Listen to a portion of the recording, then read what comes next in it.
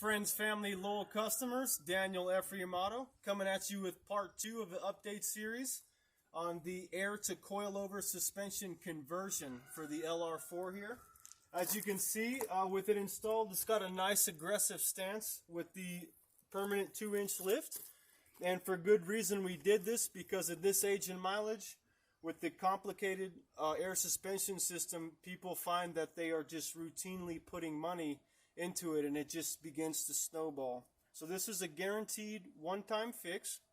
And since we have deleted the air suspension completely, let me show you. So here's our old airbags, which are now coilover struts. But we have the bracket that holds the compressor and a high pressure reservoir which holds pressurized air.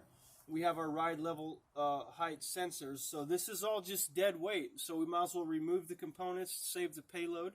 Okay, but the point of this video is to explain to you the control module override.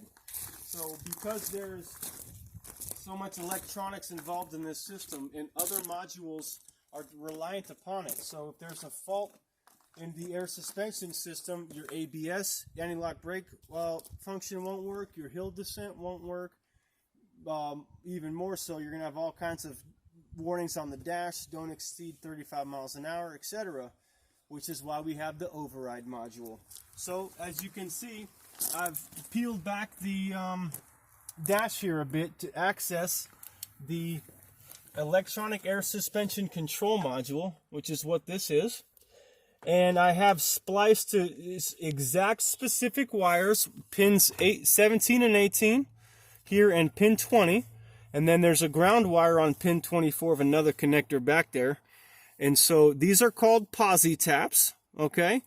And this is the override module, which is now spliced in upstream, so to speak, of the control module. So in other words, what this does is it feeds false information to the computer in order to fool it, thinking that it not only has air suspension installed, but all systems are a go, and it's feeding it the data that it wants to see to be happy. Therefore, you can drive down the road and have no issues and warning lights, etc.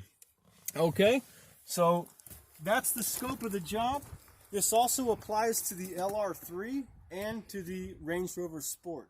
So I'm happy to do this job. If you know anyone else who has vehicles this age and mileage that are starting to get issues with their air suspension. All right, thank you.